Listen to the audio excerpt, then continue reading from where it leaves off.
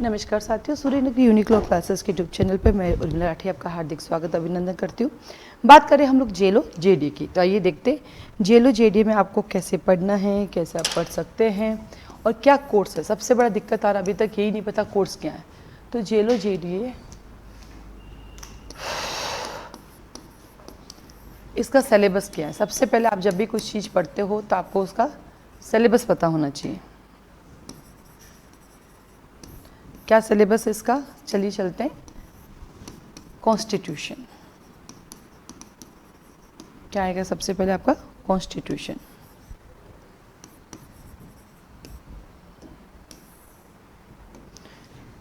Constitution के आपके 150 question आएंगे 50 मार्क्स का, बस। हाँ, सिर्फ 50 नंबर का पेपर। कितना आसान है लाना। 50 नंबर का कोई भी सवाल आ सकता है, लिखते रहना है ना। 50 नंबर ला सकते हो, लेकिन गड़बड़ क्या है, 150 क्वेश्चन आएंगे, यानी 3 क्वेश्चन सही करोगे तो 1 नंबर मिलेगा और नेगेटिव मार्किंग भी है। तो जब 150 क्वेश्चन होते हैं तो हम सही के चक्कर में गलत भी ज़्यादा हो जाते हैं, वहाँ आके फंस जाते हैं। तो कोई भी पेपर जब नेगेटिव मार्किंग का हो तो उसके लिए तैयारी कैसे करनी है, आपको एक एक लाइन पढ़नी है और एक एक लाइन आपकी क्लियर होनी चाहिए। यदि आपका कंसेप्ट क्लियर है, आपका डायरेक्ट आपका क्लियर है, केस लो आपको आते हैं तो अटेंड करना है, नहीं तो नहीं करना है। और एक और शर्त भी है, इन सब के अंदर आपको मिनिमम मार्क्स लाना भी जरूरी होता है कि भाई 50 मार्क्स हैं और 50 में से आपके अलग अलग जनरल ओबीसी के 25 मार्क्स लाना जरूरी है या 20 मार्क्स लाना जरूरी है। पहले तो वो आएंगे और फिर कट ऑफ जाती है। 2 चीज़ें 3 चीज़ें होती है। देखो, सबसे पहले होती है आपको हर इंडिविजुअल पेपर में नंबर लाना है। एग्जाम्पल देती हूँ मैं, जैसे 25 नंबर 25 नंबर 25 नंबर और 18 नंबर, एग्जाम्पल के लिए बता रही हूँ। तो पहले तो आपको इतने नंबर लाने हैं, फिर ओवरऑल कितने हो गए, ओवरऑल। अब ओवरऑल आ गए, उसके बाद आपकी कट ऑफ भी जाएगी, क्योंकि ओवरऑल में बहुत ज़्यादा लोग हैं तो फिर कट ऑफ भी जाएगी। इसका मतलब आपको बहुत गहनता से अध्ययन करना पड़ेगा ताकि आपका नेगेटिव मार्किंग में आप अच्छे से परफॉर्मेंस कर पाओगे। फिर आता है आपके पास दूसरा पेपर। तो पहला तो कॉन्स्टिट्यूशन है, कॉन्स्टिट्यूशन का कोई इशू नहीं है। अब आपका सवाल आता है मैडम मैं सेल्फ स्टडी कर रहा हूँ तो मैं कैसे पढूँ। कोचिंग में तो मैं पढ़ा दूंगी, सेल्फ स्टडी में कैसे पढूँ। तो आप अपने पास एक काम कर सकते हैं, कॉन्स्टिट्यूशन के अंदर सबसे पहले बैरक खरीदना है आपको। बिना बैरक के पढ़ाई नहीं होती है, तो पहले तो बैरक खरीद लीजिए और साथ में जैन एंड पांडे की किताब खरीद लीजिए। जिससे क्या होगा, बैरक के साथ आपके केस लो मिल जाएंगे। और तीसरा कोई MCQ की किताब खरीद लीजिए, उस MCQ को सॉल्व कर लीजिए, उससे आपका तीनों का कंप्लीट हो जाएगा। और इसको सेल्फ स्टडी भी कर सकते हैं। और सेल्फ स्टडी का जो सबसे पहला रूल है, आपकी कंटिन्यूटी होनी चाहिए। आपने घड़ी में अलार्म लगा लीजिए, कुछ भी हो जाए मुझे सुबह 4 बजे उठना है और 4 से लेकर 8 बजे तक पढ़ना है। चाहे मुझे चाय ना मिले तो मैं नहीं पीऊँगा, पानी ना मिले तो नहीं पीऊँगा, घर का कोई काम, पहले 4 से 8 से मैं पढ़ूंगा, उसके बाद सोचूंगा जीवन में क्या करना है। ठीक है। सब्जेक्ट नंबर 2 आता है, उसके अंदर 2 सब्जेक्ट आता है, एक आएगा CPC, एक आएगा CRPC। हाँ, यहाँ पे एक माइनस पॉइंट ये हो गया कि यहाँ पे आ रही है आपकी CRPC, जबकि अब CRPC नहीं आनी चाहिए, क्योंकि अब तो आप BNSS पढ़ोगे ना। बट इस जेलो के अंदर पुराना ही सिलेबस है और इसको अपडेट भी नहीं किया। और सरप्राइजली पता क्या है, इस जेलो जेडी की एग्ज़ाम कब है, कब है? हाँ, यानी जुलाई मतलब 7 महीने, नवंबर दिसंबर 8-9 महीने, 9 महीने बाद एग्ज़ाम है। और जहाँ BNSS को आए हुए 2 साल हो जाएंगे, उसके बाद भी पता नहीं सिलेबस चेंज हुआ ही नहीं, और जबकि होना चाहिए था। तो इसका एग्ज़ाम जुलाई 2026 में है। आपके पास बहुत समय है, आप आराम से कर सकते हैं।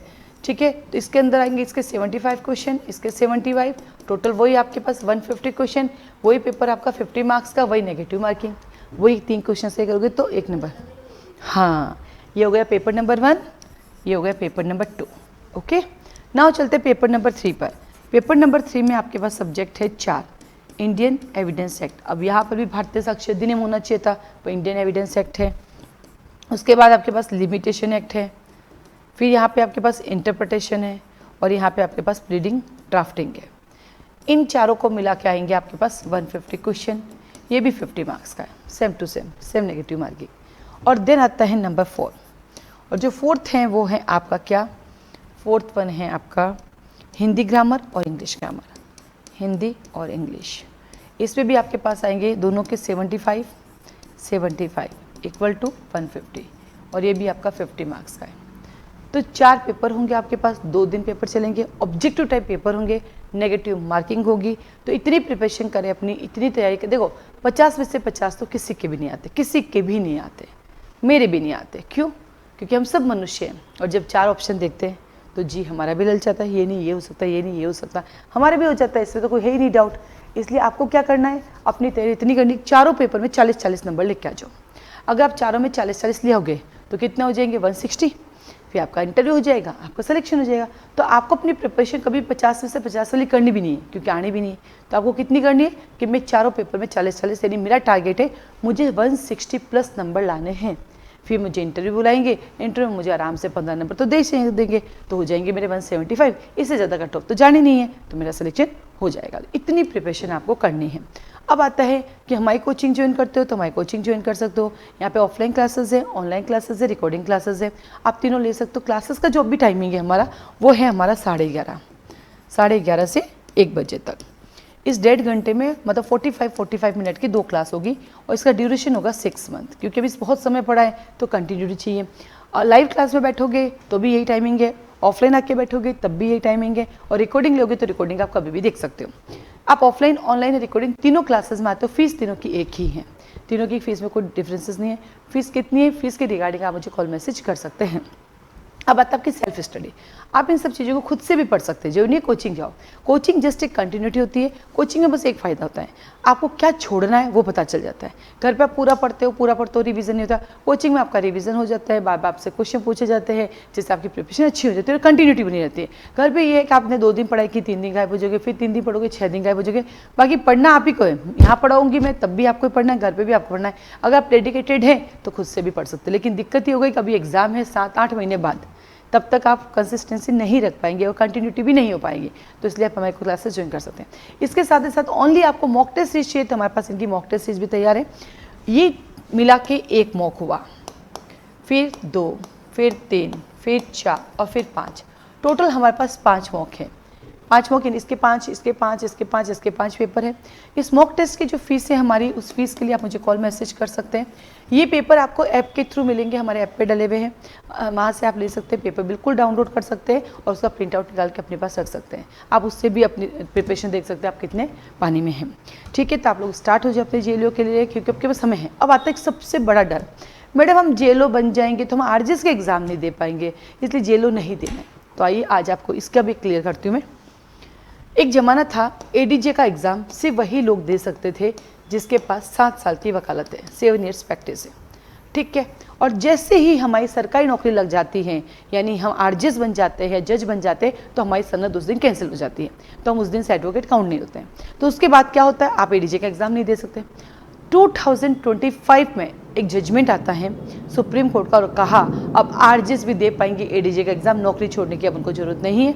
अब जैसे मान लीजिए कोई आरजेएस ज्वाइन करता है, वो है आज 40 ईयर्स का, उसकी वकालत है 20 साल की, वो अगला एग्जाम एडीजे का दे देगा। अब उसको आरजेएस की नौकरी छोड़ने की भी जरूरत नहीं है, अपना बढ़िया मेडिकल लो, अपनी पढ़ाई करो। यानी कभी सोचा भी नहीं था कि एक रनिंग आरजेएस जो है वो एडीजे दे सकता है। नहीं तो उनके प्रमोशन के एग्जाम में वो दे सकता है, नो डाउट, नौकरी छोड़ के दे सकता है, नो डाउट, लेकिन नौकरी में रहते हुए दे सकता है। ठीक वैसे ये 3 साल का एक्सपीरियंस ये भी हटेगा, क्योंकि इसके ऊपर बहुत सारी रेट्स चल रही है।